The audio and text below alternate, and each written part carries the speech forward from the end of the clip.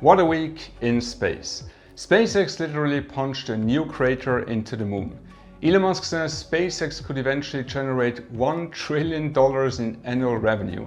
SpaceX is trying to recover an entire Starship from the ocean. Blue Origin finally knows what caused a spectacular nuclear explosion, and next week could be huge for space investors. So let's get into it. Let's start on the moon.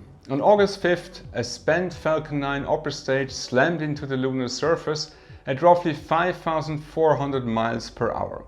The stage came from the January 2025 launch that carried Firefly Aerospace's Blue Ghost and iSpace's Resilience lunar landers. After deployment, the upper stage was left in a highly elliptical orbit. Eventually, gravity did the rest. And now we already have the first pictures. South Korea's Danuri lunar orbiter photographed the impact site, revealing a brand new crater estimated at about roughly 27 meters across. NASA's Lunar Reconnaissance Orbiter may provide an even better imagery later. And scientists are actually excited, because this accidental experiment could help us understand impact physics, lunar dust, and the danger future lunar infrastructure could face from artificial debris. But it also raises a much bigger question. Do we need a Space Treaty 2.0? The foundation of international space law is still the Outer Space Treaty from 1967. Think about that. It was written before humans had even walked on the moon. Today we have private companies, lunar landers, mega constellations, and potentially future mining operations. The Artemis Accords are trying to fill some of those gaps, and they now have 70 signatory nations. But they are principles, not a replacement for international space law. So as the moon becomes an actual economic destination, the legal system may have to catch up with the rockets. And speaking of SpaceX, we just got the company's first earnings report since the IPO. And the numbers were huge. Revenue reached $7.8 billion for the quarter, up 92% year over year and well above Wall Street expectations. Starlink and connectivity generated roughly $4.3 billion. SpaceX's rapidly growing AI business generated another $2.6 billion. But SpaceX still reported a net loss of around $541 million. And here is what scared Wall Street. AI-related capital spending reached almost $16 billion in a single quarter. SpaceX is basically pouring money into rockets, Starlink, and massive AI infrastructure simultaneously. And then Elon Musk dropped the biggest number of the call. He believes SpaceX could eventually reach $1 trillion in annual revenue, and potentially as early as around 2029 to 2030. Just put that into perspective. SpaceX currently generates billions. Musk is talking about eventually generating $1 trillion every single year. Is that realistic? Today, absolutely not. But Musk is essentially betting on 4 enormous businesses: Starlink, Starship, AI infrastructure, and eventually computing infrastructure in space. SpaceX even wants to begin deploying orbital data centers as early as 2027. Wall Street remains divided.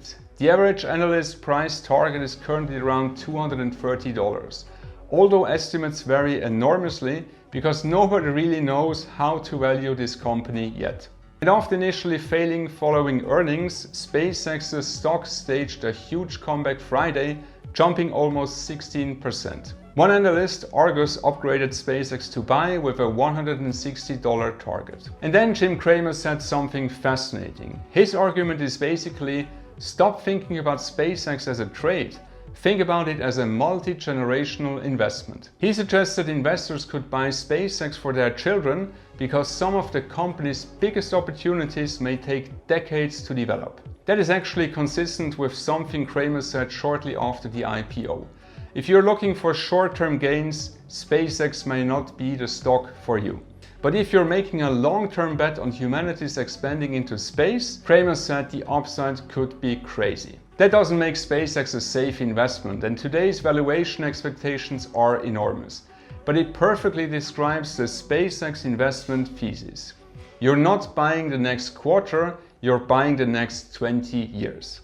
Now back to Starship. After Flight 13, Ship 40 did something no Starship had ever done before. It survived re-entry and splashed down essentially intact. SpaceX then launched a remarkable recovery operation in the Indian Ocean. The idea was to tow the ship toward Australia so engineers could examine the heat shield, engines and structures.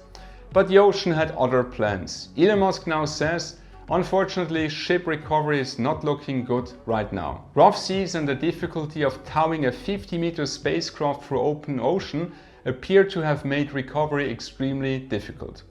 But there is good news. SpaceX managed to obtain close-up photographs of the critical areas of the heat shield and engines. And Musk says that data and visual inspection suggests SpaceX may have finally solved Starship's heat shield problem. That would be enormous. At this point, I would not assume Ship 40 will actually reach the Australian coast. SpaceX says recovery efforts are continuing, but Musk's latest comments clearly suggest the chances of bringing the vehicle back intact have fallen dramatically. And SpaceX isn't waiting. Ship 41 and Booster 21 are already being prepared for Flight 14.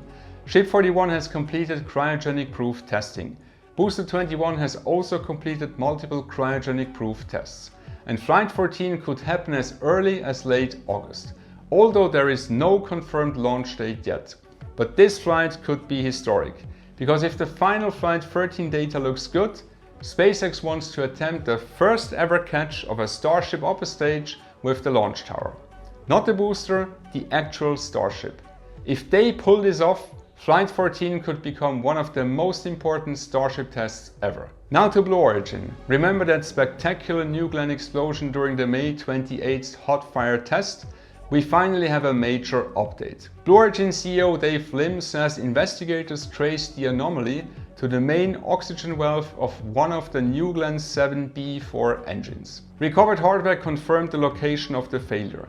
Blue Origin has since performed extensive component and engine testing and says the path forward is now clear. The company is making small modifications to the valve, which can apparently be retrofitted to existing B4 engines. Updated hardware should be ready by the end of August. One important distinction. Blue Origin has identified where the failure originated, but the complete root cause investigation is not finished yet. And valves sound boring until you realize how critical they are. Former SpaceX propulsion chief Tom Mueller, SpaceX employee number 1 and the man behind Merlin, has talked for years about how difficult rocket engine valves can be, especially cryogenic oxygen systems. They operate under extreme pressure, temperature and flow conditions. One tiny component can destroy an entire rocket. The good news for Blue Origin, the company still says New Glenn will return to flight before the end of 2026. And if you're invested in the new space economy, next week is going to be fascinating. Rocket Lab reports on Monday, August 10th. Firefly Aerospace follows on Tuesday, August 11th. And Intuitive Machines reports earnings on Thursday, August 13th. Forget EPS for a moment. I'm watching 3 things. For Rocket Lab, when exactly will Neutron fly? Rocket Lab currently targets the first Neutron launch for Q4 2026. Its backlog already stood above $2.2 billion last quarter. So investors will be watching whether Neutron remains on schedule and how quickly that enormous launch pipeline continues growing. For Firefly, Blue Ghost Mission 2. Firefly currently says the mission is targeting no earlier than late 2026. And this mission is much more ambitious than Blue Ghost 1. It will send Blue Ghost to the far side of the moon, while Firefly's Elytra spacecraft provides communication support from lunar orbit. Watch carefully for any schedule update. And finally, Intuitive Machines. The question everybody keeps asking, where is IM-3? The mission is still officially targeting late 2026. And we finally got another hardware update this week. The Nova C lander called Trinity is progressing through assembly and integration. Internal wiring and thermal testing are underway. IM-3 will attempt to land at the mysterious Renar Gamma lunar swirl and will also deploy Intuitive Machines' first lunar data relay satellite. So next Thursday I want one thing from management. Give us a launch window. And investors are clearly getting interested again. Space stocks rallied strongly this week after the brutal correction we've seen over the past few months. Rocket Lab, Intuitive Machines, Firefly and several other space companies all saw strong sessions. And on Friday alone, Rocket Lab jumped roughly 9% while SpaceX gained almost 16%. Next week earnings could decide whether this recovery continues or whether this was just another bounce. And finally, next week something happens that you absolutely do not want to miss. On Wednesday, August 12th, the moon will completely block the sun. A total solar eclipse will sweep across Greenland, Iceland, the North Atlantic and northern Spain. Totality will last for a little over 2 minutes at the best locations. In Reykjavik, totality begins at around 5:48 p.m. local time. In northern Spain, it happens shortly before sunset, potentially creating one of the most spectacular eclipses view imaginable. And on Tuesday, one day before the eclipse, I'm releasing a complete solar eclipse special right here on this channel. Why eclipses happen, where you can see this one, how to watch it safely, and why the August 12th eclipse could become one of the astronomical highlights of the decade. So subscribe, because next week the sun disappears and I will see you then. This was This Week in Space. See you soon. Ciao.